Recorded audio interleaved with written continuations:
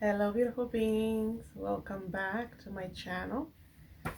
We're on to chapter 4 of Prayer, the Art of Believing. As you guys know, this is my number 2. So my number 1 most favorite book from him is At Your Command. And number 2 is this one, The Prayer, the Art of Believing.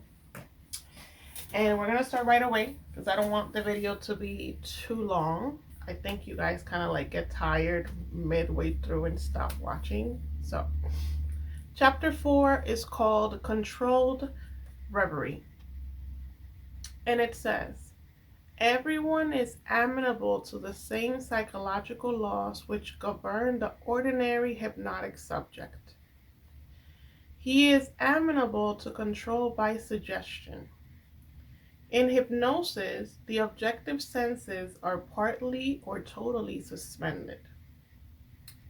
However, no matter how profoundly the objective senses are locked in hypnosis, the subjective faculties are alert, and the subject recognizes everything that goes on around him.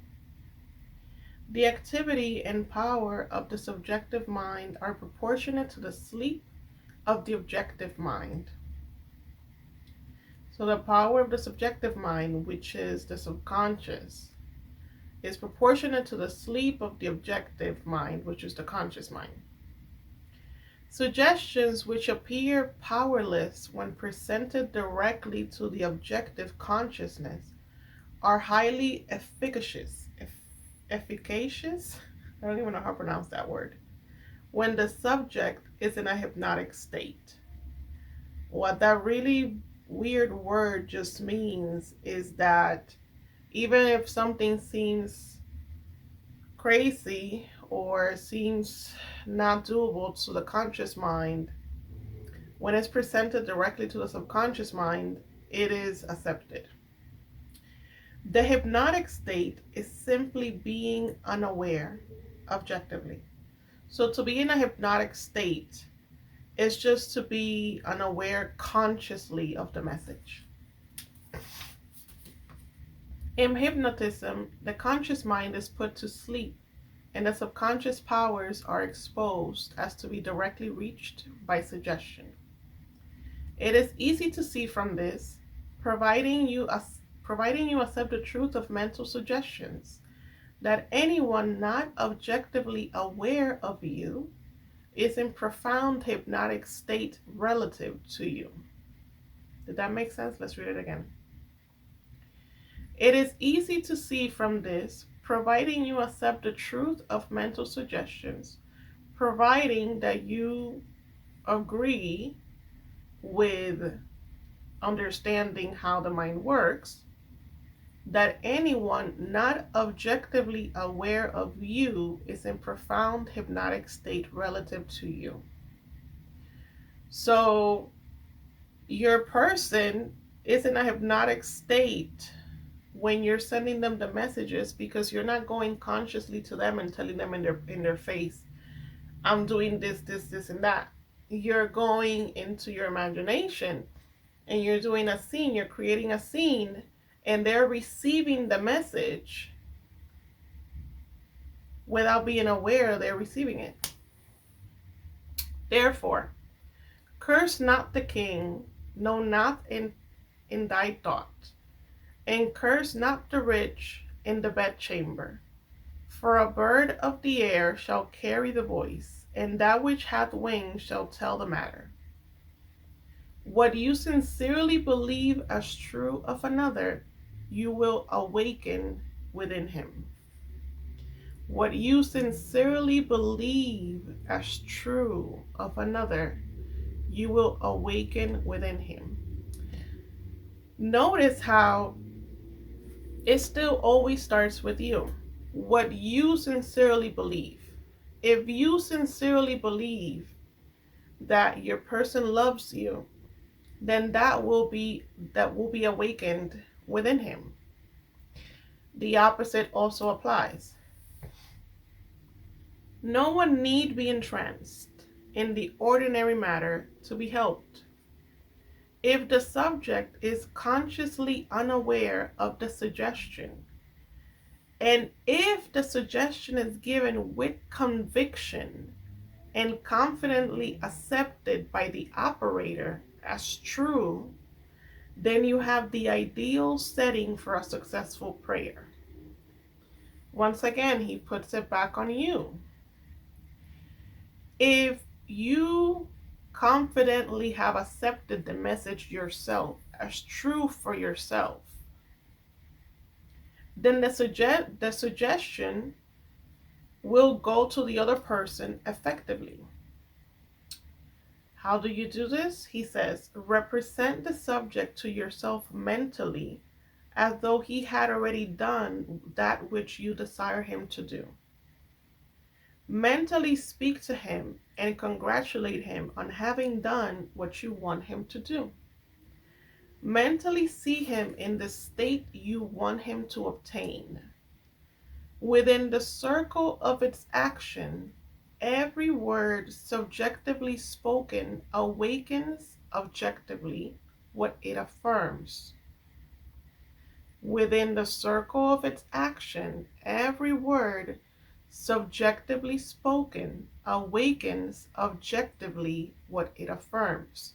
Subjectively inside, objectively outside. Does that make sense? Incredulity on the part of the subject is no hindrance when you are in control of your reverie. Once again, the person need not know. If you were to tell the person and they would be like, no, or they would want to fight you on it, it doesn't matter if you go this route. That's why we always talk about doing things in your mind. Leave the things alone and go within, because the only way for true change to happen is when it happens within. Bold assertion by you while you are in a partly subjective state awakens what you affirm.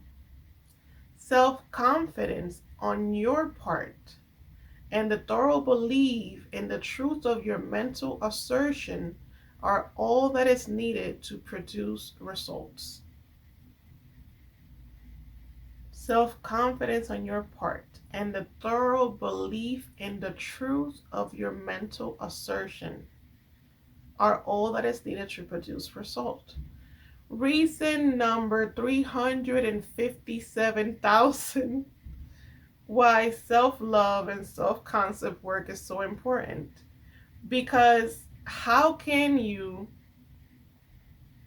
push upon your person a mental image of something that you want, let's say a relationship, or let's say a marriage, if you yourself do not feel, do not believe that you're loved, that you're wanted, that you're worthy of having what you want, that you're good enough of getting, you good enough to have that relationship, good enough to be with that person. You understand? It's like the self-love and the self-concept is the foundation of everything.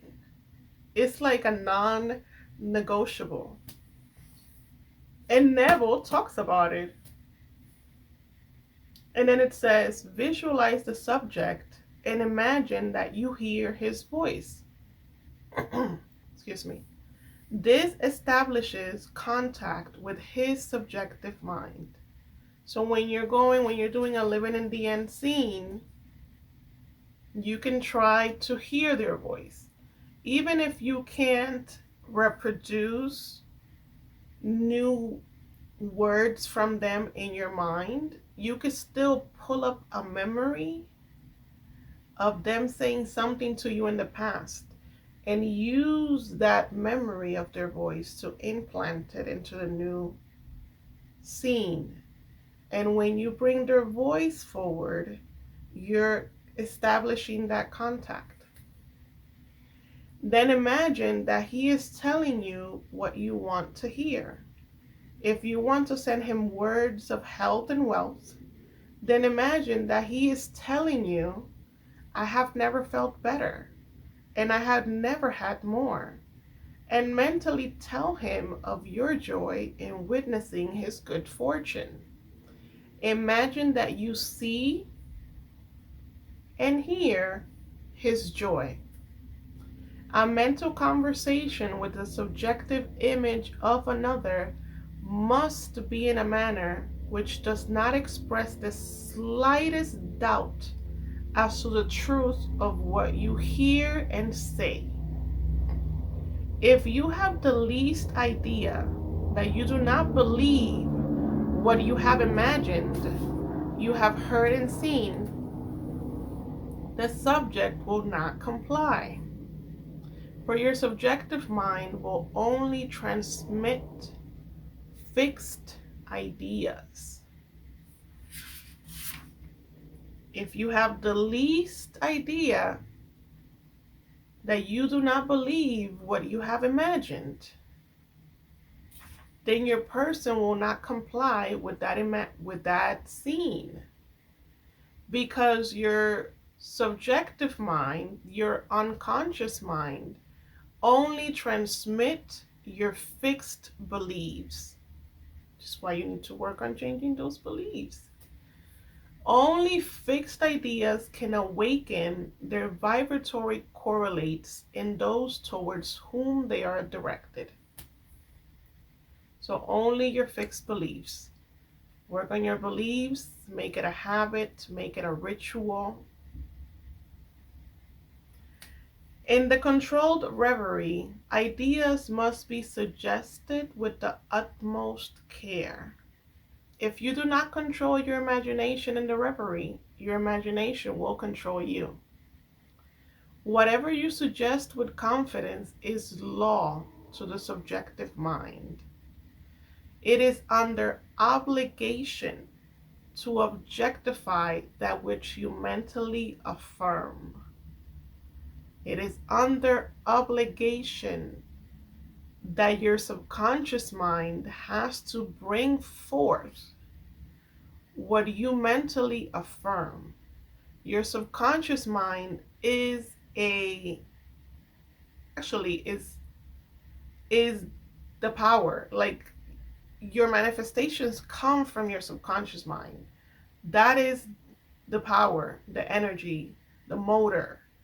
And your subconscious mind brings continuously throughout your whole life, just keeps on bringing forth in your 3D whatever beliefs you have, non-stop, regardless of if you want to stop it or not. It just keeps going. So it's inevitable. I finally got the word right. If you watched the last video, you know what I'm talking about. It's inevitable.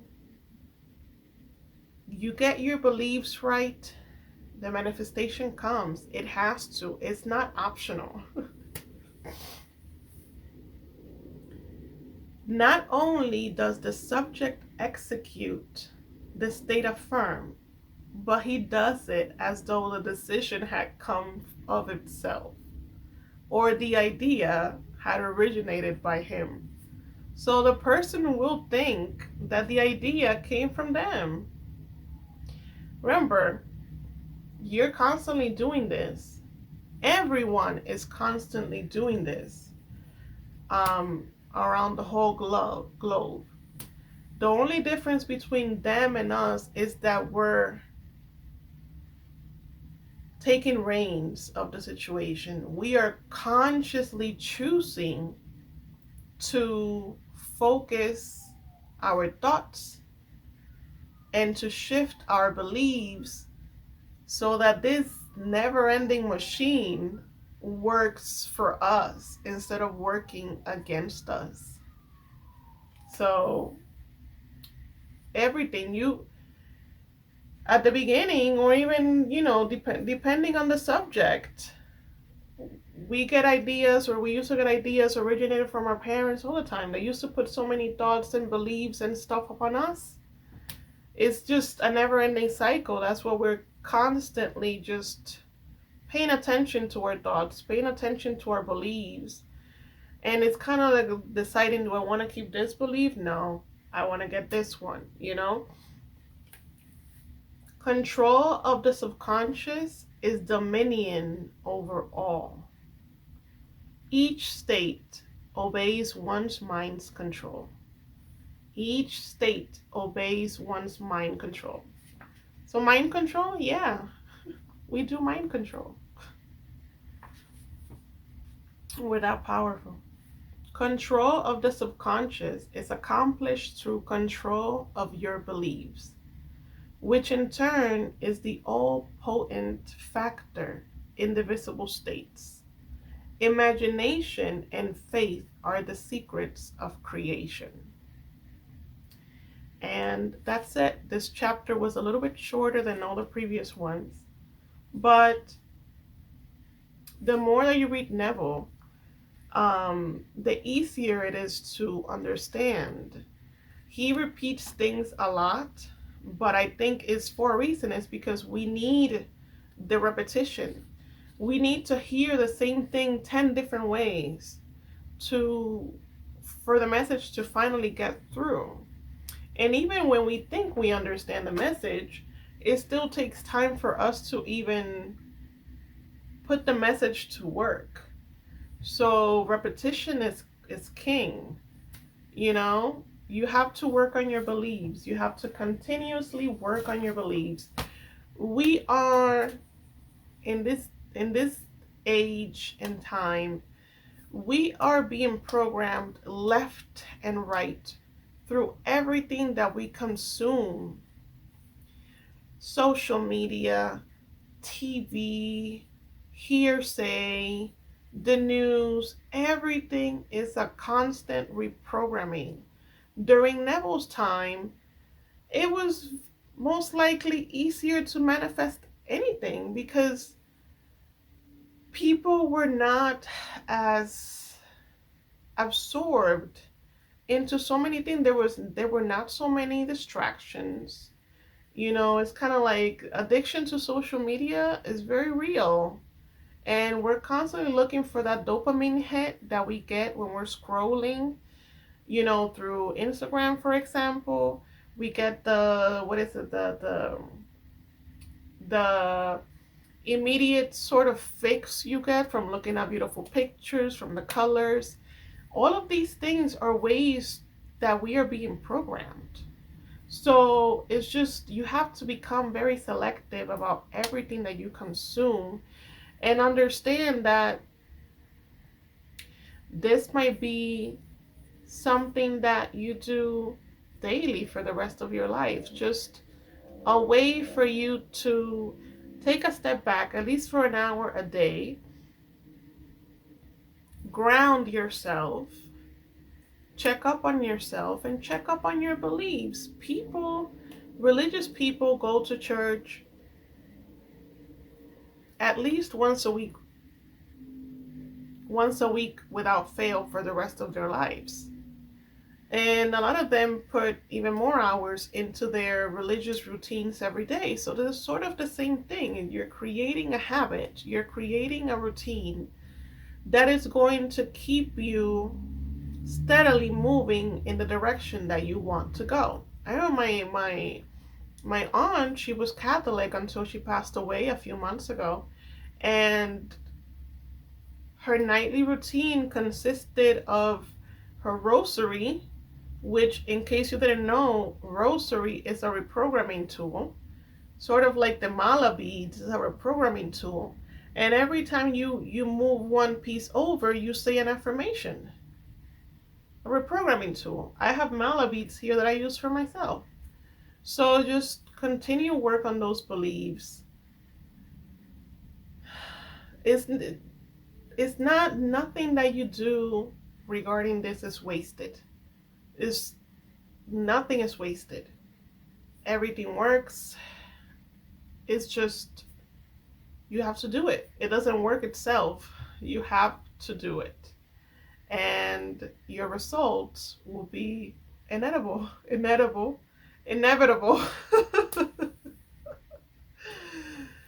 Oh, Jesus, this is the bilingual problem. When you know more than one language, sometimes your words get mixed up. You don't know what to say. It's like a whole thing. But as always, I am here for you. If you need support, if you need coaching, my information is in the description box below. I love you guys, and until next time, bye.